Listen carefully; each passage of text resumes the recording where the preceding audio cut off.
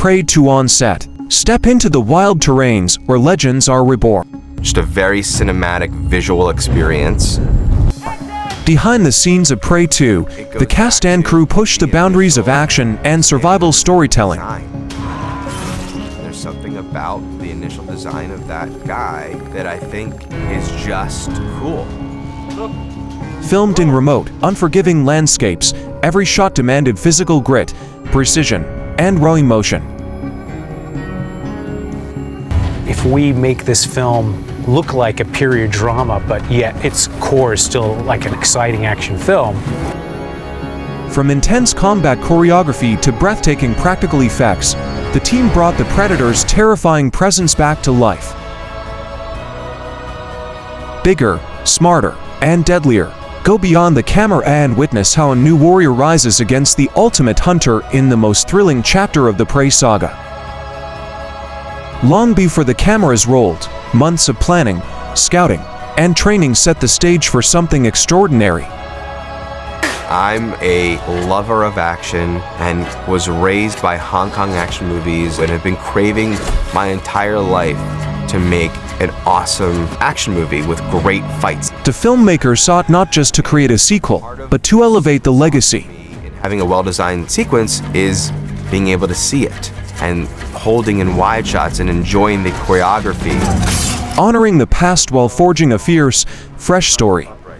The team returned to practical effects, using real environments. On the one hand, I wanted to make sure that the action was well articulated, but I also wanted it to feel hand-built sets and minimal CGI to preserve the intensity and realism that fans crave. It's very much a huge part of my creative process. Every stunt, every arrow, every growl of the Predator was choreographed with precision. The actors trained relentlessly. On paper, this is a story about a young woman who wants to be a warrior. And she's facing many opposition. Learning ancient hunting techniques, weapon handling, and survival tactics to embody their roles with authenticity. Mud, rain, fire. Why do you want to hunt? Because you all think that I can't. But it's much more than that. I saw a sign in the sky. Nothing was easy, and that's exactly what made it powerful. Making a movie told with as few words as possible. Bringing the Predator to life once again required not just advanced animatronics, but an understanding of fear. The suit actors endured long hours in full prosthetics, under extreme conditions, just to capture that iconic presence, menacing, intelligent, unstoppable. What are you doing here? Searching for you. Your brother sent us to bring you home. It's a waste of time. I agree. Cut! This was more than a film. It was a battle between instinct and technology, past and future, prey and predator. And behind every frame was a team that refused to settle for less than unforgettable. She is a fighter. She is strong. Her wants are quite different, I think, than other people would assign to her or imagine for her. Deep in the heart of remote wilderness, the crew built a world untouched by time. Patrick Asen, who had the sci-fi chops and the inventiveness paired with period and research. A raw, unforgiving landscape where nature became both the set and the enemy. It wasn't just acting, it was survival. Every sunrise marked the beginning of another intense day under brutal conditions, where the cast and crew pushed themselves to their physical and creative limits. Most exciting things for me in the movie, we actually found our composer Sarah Schachner through playing video games. We wanted something to feel anthemic and epic, and Sarah was able to marry those two ideas. The director's vision was bold to blend the primal essence of the original Prey with a darker, more evolved threat. A new kind of hero, a new kind of fear, and a return to what made the Predator truly terrifying. The silence, the hunt, the unknown. we hired a woman named Juanita Pataponi, who's a Comanche consultant, and she was near tears after reading it because there just hadn't ever been a movie that functioned this way. Actors spend months in training camps learning traditional combat, wilderness survival, and how to move like hunters and like hunted. They didn't just rehearse scenes, they lived them. Cold nights, real danger. No green screens, every moment you see was earned. I think she really was able to embody this character in this historical setting that feels immediately relatable to us. All right. That's all right. Well, Behind the mask, the Predator wasn't just a monster, it was a performance.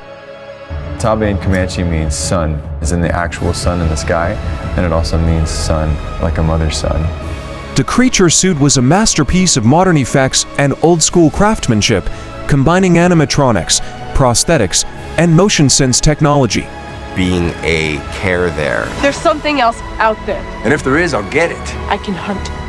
Worn by veteran stuntmen and suit performers, the Predator came to life with terrifying realism. What's really amazing about this film is that we have a lot of First Nations people playing First Nations characters. And that's really important because that's very important. Choreographing the action required weeks of precision. Every fight, every fall, every blood-splattered battle was rehearsed again and again to make it real, not flashy. It's truly a tribe. You see how everybody works together. We spent a month in training camp, all just spending time together, working together to have that kind of environment and that unified mind. It's what's for breakfast. But fierce. Because in this world, survival isn't about being the strongest. It's about being the smartest, the fastest, the most relentless. We enlisted him to train our Comanche warriors. I've been hired as the indigenous trainer. My role is to build a team. And the world they built, every hut, every weapon, every sound was handcrafted to immerse the audience in a time before modern civilization. From costume designers who studied tribal textures, to sound designers who blended nature's silence with the Predator's signature clicks and growls, every department gave their all. This morning, I got up early and went out to a ranch out here and been working horses, which is my favorite part of the day. Prey 2 is more than a sequel, it's a resurrection of fear.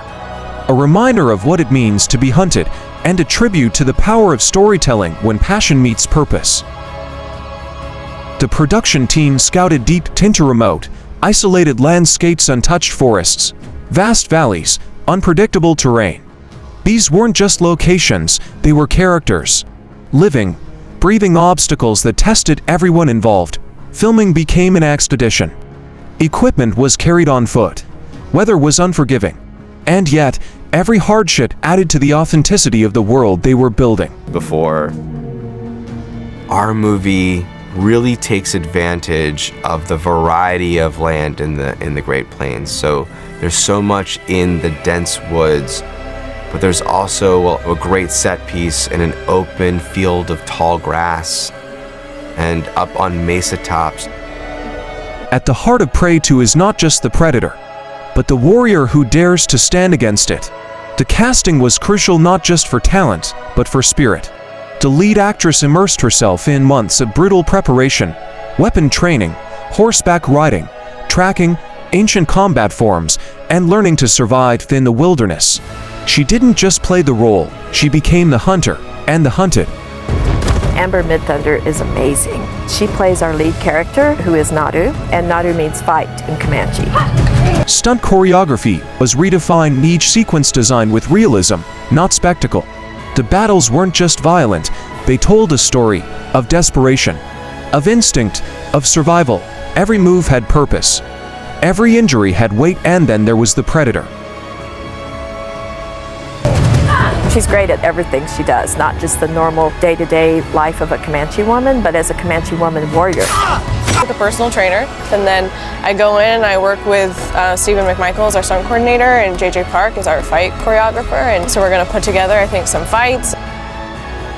Amber trained in multiple forms of combat, close quarters hand-to-hand fighting, traditional weapon use like tomahawks, bows, and spears, and advanced stunt choreography.